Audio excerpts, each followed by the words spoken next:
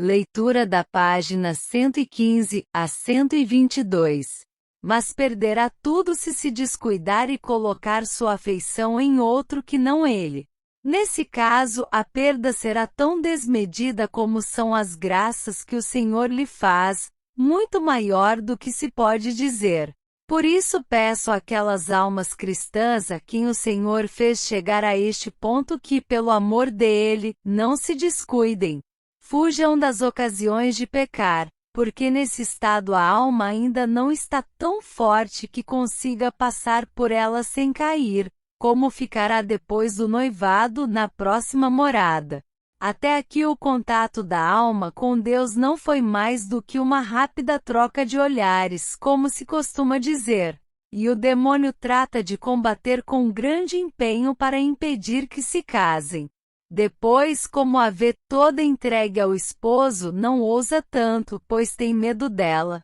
A experiência lhe ensinou que se tenta fazê-lo, ele sofre enorme perda e ela obtém maior lucro.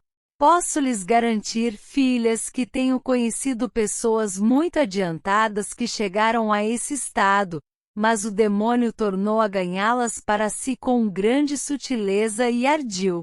Ele deve convocar todo o inferno para conseguir isso, pois, como sempre digo, não é uma só alma que se perde, mas uma multidão.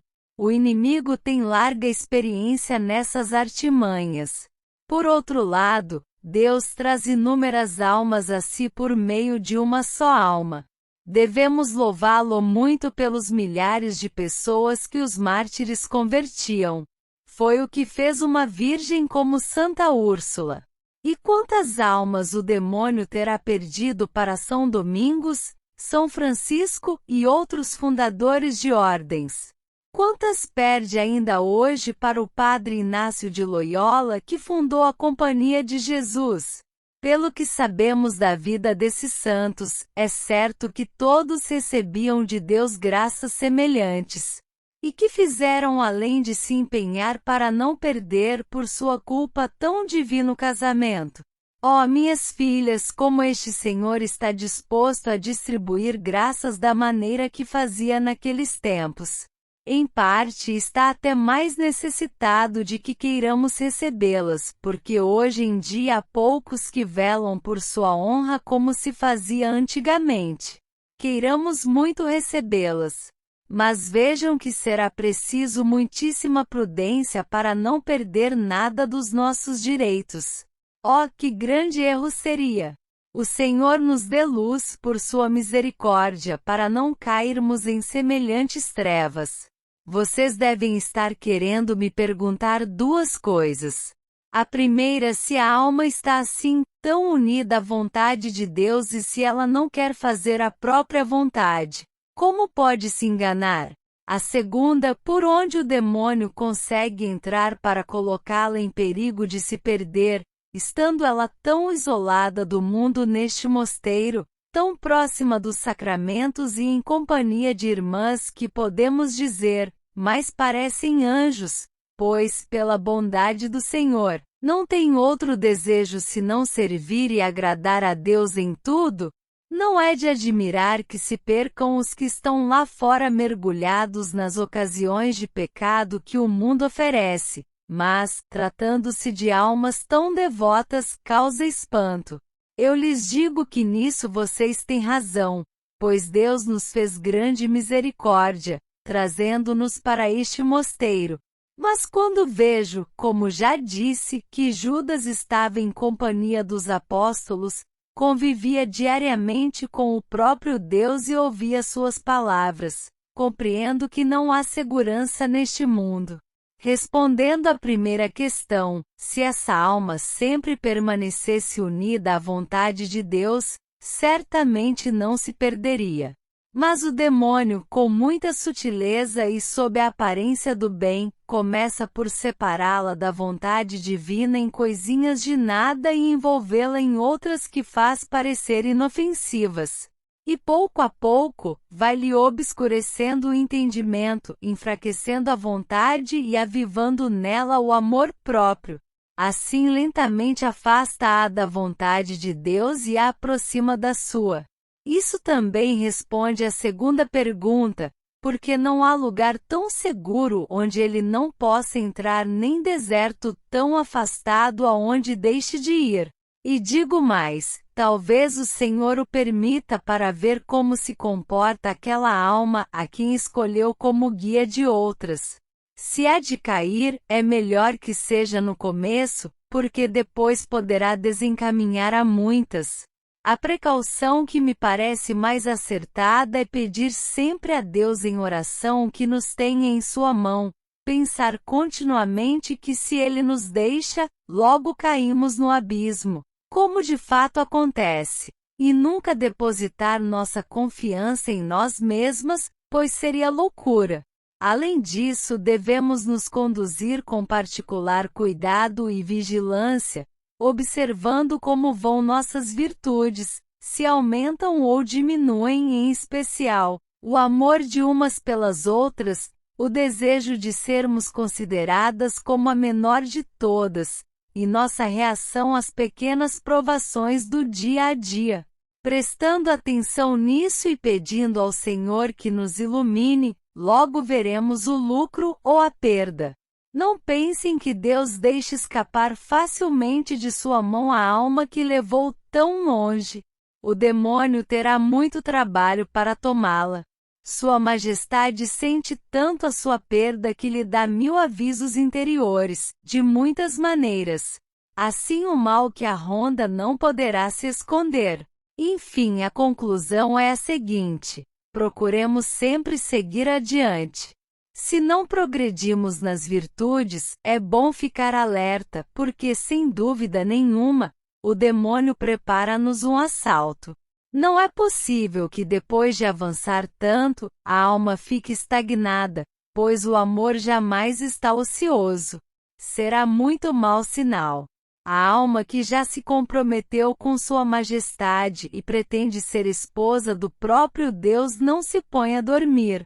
Para que vocês vejam, filhas, o que ele faz por aquelas que desde já considera como suas esposas, comecemos a tratar das sextas moradas. Lá vocês verão que todos os nossos serviços, padecimentos e obras são pouco diante das graças que nos esperam. Pode ser que nosso Senhor tenha ordenado que me mandassem escrever para que, vendo o prêmio e como é imensa a sua misericórdia, pois quer revelar-se e dar-se a uns vermes como nós, esqueçamos os pequeninos contentamentos deste mundo, e mirando sua grandeza, corramos inflamadas em seu amor. Queira Deus que eu consiga esclarecer algo desse assunto tão difícil.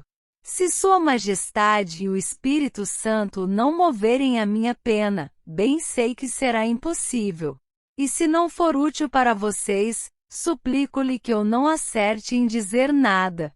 Sua Majestade sabe que meu único desejo, tanto quanto posso entender de mim mesma, é que seu nome seja louvado e que nos esforcemos para servir a um Senhor que nos recompensa abundantemente ainda neste desterro.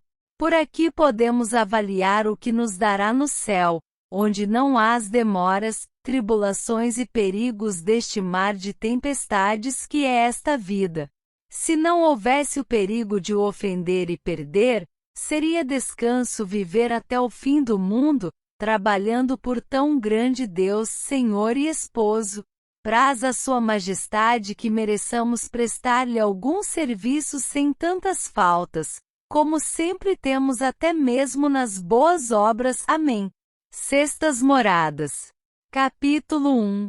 Mostra que, começando o Senhor a fazer maiores graças, há maiores provações. Descreve algumas porque passam os que estão nestas moradas. É bom para quem enfrenta tribulações interiores. Comecemos então, com a ajuda do Espírito Santo, a falar das sextas moradas. A alma já está ferida do amor de Deus e se consome em desejos de voltar a gozar aquela visão do Senhor que traz poderosamente gravada em si. Sempre que surge ocasião, procura desobrigar-se, como lhe permite seu estado de vida, de tudo que os impeça de estarem a sós. Como disse nesta oração, não se vê nada nem com os sentidos, nem com a imaginação. Estou esclarecendo isso porque comparei essa graça a uma troca de olhares entre Deus e a alma. A alma já está bem determinada a não procurar outro amor. Mas o Senhor não atende logo ao seu grande anseio de que se faça um noivado, pois quer que o deseje ainda mais e que lhe custe algo esse que é o maior de todos os bens. Embora tudo seja pouco para tão imensa graça, digo-lhes, filhas, aquela visão que já teve dele é realmente necessária para convencer a alma a seguir adiante. Oh, valha-me Deus, quantas tribulações interiores e exteriores ela padece antes de entrar nas sétimas moradas. Às vezes fico pensando que se soubesse de antemão, dificilmente a fraqueza humana se determinaria a passar por tudo o que falta sofrer, por maiores que fossem os benefícios esperados. A menos que já tivesse chegado à última morada, pois nela a alma não teme mais nada que se oponha ao seu desejo de sofrer tudo por amor a Deus. Lá ela está quase continuamente em profunda união com Sua Majestade, e dele lhe vem a sua força. Quero lhes contar algumas das tribulações que certamente se passa. Talvez nem todas sejam levadas por esse caminho, embora duvide muito que vivam livres de sofrimentos cá na terra, de uma maneira ou de outra. As almas que gozam tão genuinamente as consolações do céu.